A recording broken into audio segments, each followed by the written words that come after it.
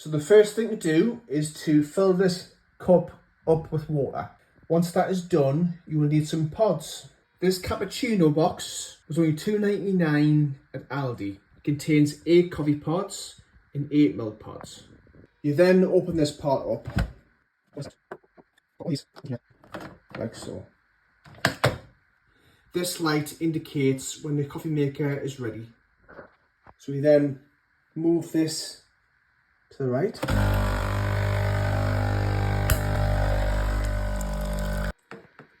In goes the milk pod.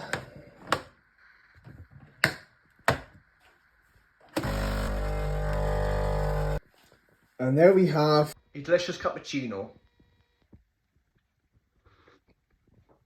Ah, delicious.